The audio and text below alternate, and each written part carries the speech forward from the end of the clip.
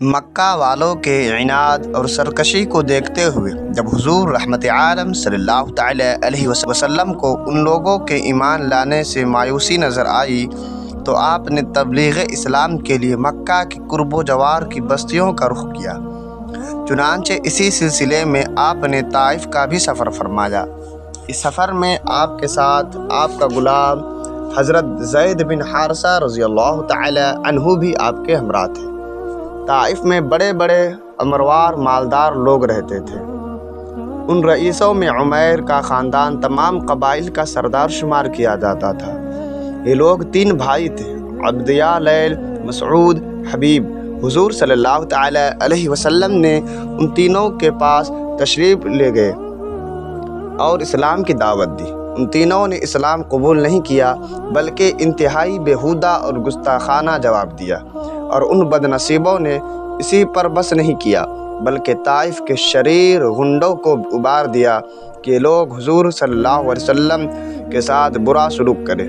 چنانچہ لچوں لفنگوں کا یہ لشکر ہر طرف سے آپ پر ٹوٹ پڑا اور یہ شرارتوں کے مجسمے آپ پر پتھر برسانے لگے، یہاں تک کہ آپ کے مقدس پاؤں زخموں سے لہو لہاب ہو گئے اور آپ کے موزے اور نعلین مبارک خون سے بھر گئے۔ جب آپ زخموں سے بےتاب ہو کر بیٹھ جاتے تو یہ ظالم انتہائی بے دردی کے ساتھ آپ کا بازو پکڑ کر اٹھاتے، اور جب آپ چلنے لگتے تو پھر آپ پر پتھروں کی بارش کرتے اور ساتھ ساتھ طعنہ زنی کرتے، گالیاں دیتے، تالیاں بجاتے، ہنسی اڑاتے۔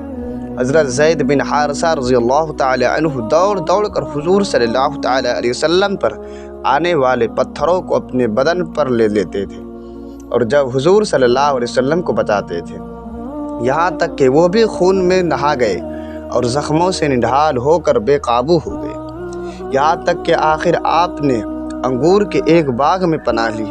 یہ باغ مکہ کے ایک مشہور کافر عتبہ بن ربیعہ کا تھا۔ حضور صلی اللہ تعالی علیہ وسلم کا یہ حال دیکھ کر عتبہ بن ربیعہ اور اس کے بھائی شیبہ بن ربیعہ کو آپ پر رحم آ گیا، اور کافر ہونے کے باوجود خاندانی حمیت نے جوش مارا۔ چنانچہ ان دونوں کافروں نے حضور صلی اللہ تعالی علیہ وسلم کو اپنے باغ میں ٹھہرایا اور اپنے نصرانی غلام عداس کے ہاتھ سے آپ کی خدمت میں انگور کا ایک خوشہ بھیجا۔ حضور صلی اللہ تعالی علیہ وسلم نے بسم اللہ پڑھ کر خوشہ کو ہاتھ لگایا تو عداس تعجب سے کہنے لگا کہ اس اطراف کے لوگ تو یہ کلمہ نہیں بولا کرتے۔ حضور صلی اللہ تعالی علیہ وسلم نے اس سے دریافت فرمایا، تمہارا وطن کہاں ہے؟ عداس نے کہا کہ میں شہر نینوا کا رہنے والا ہوں۔ آپ نے فرمایا کہ وہ حضرت یونس بن متیٰ کا شہر ہے، وہ بھی میری طرح خدا کے پیغمبر تھے۔ یہ سن کر عداس آپ کے ہاتھ پاؤں چومنے لگا اور فوراً ہی آپ کا کلمہ پڑھ کر مسلمان ہو گیا۔ اس سفر میں آپ صلی اللہ تعالی وسلم مقام نخلا میں تشریف فرما ہوئے نماز تہجد میں قرآن مجید پڑھتے رہے تھے تو نسبین کے جنوں کی ایک جماعت آپ کی خدمت میں حاضر ہوئی اور قرآن سن کر یہ سب جن مسلمان ہو گئے۔ پھر ان جنوں نے لوٹ کر اپنی قوم کو بتایا تو مکہ مکرمہ میں جنوں کی جماعت نے فوج در فوج آ کر اسلام قبول کیا۔ چنانچہ قرآن مجید میں سورہ جن کی ابتدائی آیتوں میں خداوند عالم نے اس واقعہ کا تذکرہ فرمایا ہے۔ مقام نخلا میں حضور صلی اللہ تعالی علیہ وسلم نے چند دنوں تک قیام فرمایا، پھر آپ مقام حرا میں تشریف لائے اور قریش کے ایک ممتاز سردار مطعم بن عدی کے پاس یہ پیغام بھیجا کہ تم مجھے اپنی پناہ میں لے سکتے ہو۔ عرب کا دستور تھا کہ جب کوئی شخص اس سے حمایت اور پناہ طلب کرتا تو اگرچہ کتنا ہی بڑا دشمن کیوں نہ ہو، وہ پناہ دینے سے انکار نہیں کر سکتے تھے۔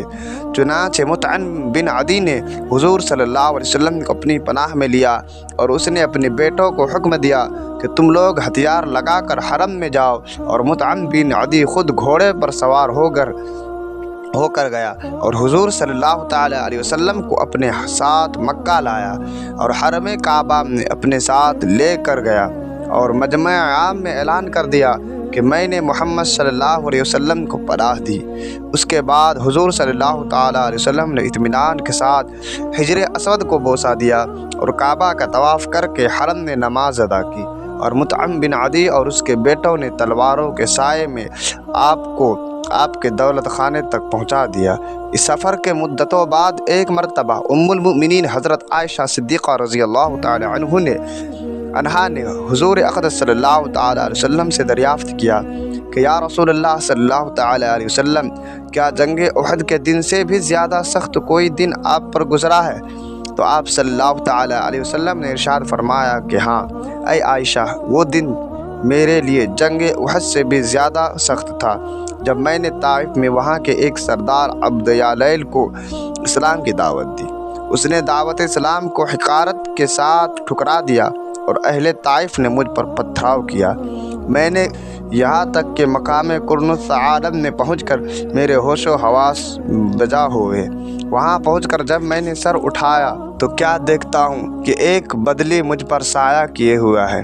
اس بادل میں سے حضرت جبرائیل علیہ السلام نے مجھے آواز دی اور کہا کہ اللہ تعالیٰ نے آپ کی قوم کا قول اور ان کا جواب سن لیا، اور اب آپ کی خدمت میں پہاڑوں کا فرشتہ حاضر ہے تاکہ وہ آپ کے حکم کی تکمیل کرے۔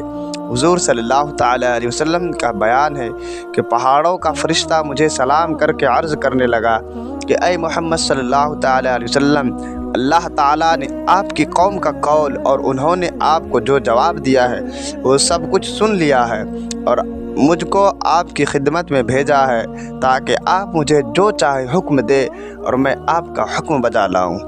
اگر آپ چاہتے ہیں کہ میں اخشبین ابو قبیسین الٹ دوں تو میں الٹ دیتا ہوں۔ یہ سن کر حضور رحمت عالم صلی اللہ تعالی علیہ وسلم نے جواب دیا کہ نہیں، بلکہ میں امید کرتا ہوں کہ اللہ تعالیٰ ان کی نسلوں سے اپنے ایسے بندوں کو پیدا فرمائے گا جو صرف اللہ تعالیٰ ہی کی عبادت کریں گے اور شرک نہیں کریں گے۔